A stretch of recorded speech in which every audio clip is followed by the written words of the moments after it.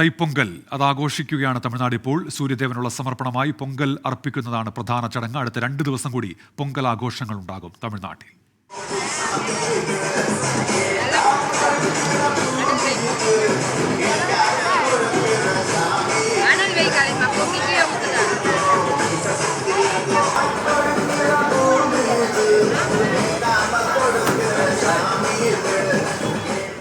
ഗ്രാമങ്ങളിലും നഗരങ്ങളിലും പൊലിമ ഒട്ടും കുറയാതെയായിരുന്നു തൈപ്പൊങ്കൽ ആഘോഷം. ചെന്നൈയിലെ ഭജൻകോവിൽ തെരുവുൾപ്പെടെ സംസ്ഥാനത്തെ നിരവധിയിടങ്ങളിൽ സ്ത്രീകൾ സമൂഹമായി പൊങ്കൽ അർപ്പിച്ചു. ഒരു വർഷത്തെ സമ്പൽ സമൃദ്ധിക്ക് സൂര്യദേവനുള്ള നന്ദി പറച്ചിലാണ് തൈപ്പൊങ്കലിന്റെ ഐതിഹ്യം. வெளியூர் அதாவது down south, Tamil Nadu down south போனீங்கன்னா பொங்கல்லாம் ரொம்ப சிறப்பாக கொண்டாடுவாங்க. சென்னையில் அது சில இடங்களில் நம்மளால் பார்க்க முடியல, டியூ டு அர்பனைசேஷன். நம்ம கொஞ்சம் வளர்ந்துட்டோம் அப்படின்றதுக்காக பழைய விஷயங்களை மறந்துட்டு இருக்கோம். പൊങ്കലാഘോഷങ്ങളുടെ തുടക്കമാണ് തൈപ്പൊങ്കൽ. നാളെ മാട്ടുപ്പൊങ്കലും അടുത്ത ദിവസം കാണും പൊങ്കലും ആഘോഷിക്കും.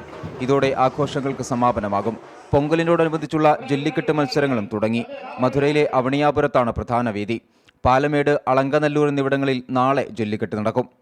ഒരു വർഷത്തെ സമ്പൽ സമൃദ്ധിക്ക്, നന്മയ്ക്ക് സൂര്യഭഗവാന് ആദരമർപ്പിച്ചുകൊണ്ട് പൊങ്കൽ അർപ്പിച്ചു കഴിഞ്ഞു തമിഴ് ജനത. ആഘോഷങ്ങൾ ഇവിടെ തീരുന്നില്ല. മാട്ടുപൊങ്കലും കഴിഞ്ഞ് കാണും പൊങ്കൽ ദിനം വരയ്ക്കും തമിഴ്നാട്ടിലെ പൊങ്കൽ ആഘോഷങ്ങൾ നീളും. ചെന്നൈയിൽ നിന്ന് ശ്രീകാന്ത് ഗൗരീശപട്ടത്തിനൊപ്പം മനേഷ് മൂർത്തി, 24.